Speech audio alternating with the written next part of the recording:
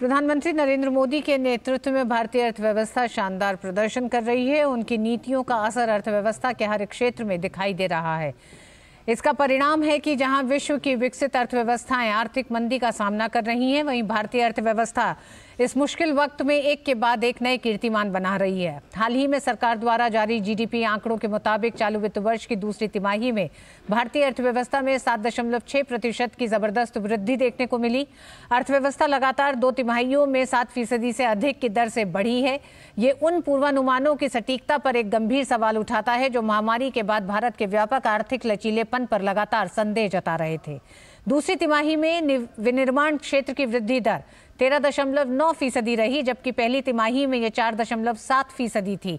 दूसरी तिमाही में विकास 9 तिमाही के उच्चतम स्तर पर था। इस क्षेत्र का योगदान भी 9 तिमाहियों के उच्चतम स्तर 2.5% पर पहुंच गया।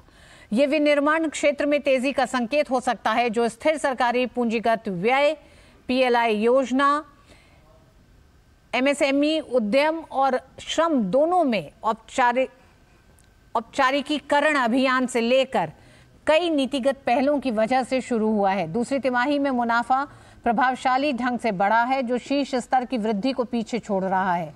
खास बात यह है कि एफएमसीजी क्षेत्र ने 5% की राजस्व वृद्धि दर्ज की, जबकि ईबीआईडीटीए में 16% और पीएटे 15% की वृद्धि हुई।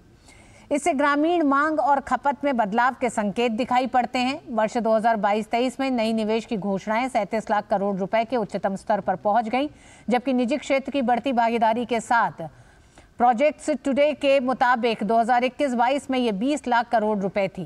कृषि क्षेत्र से संबंधित गतिविधियों, जिसमें डेयरी, मत्स्य पालन आदि शामिल है, की हिस्सेदारी जो वर्ष 11 और 12 में 34.6% थी, वर्ष 2021-22 में बढ़कर 46.1% हो गई।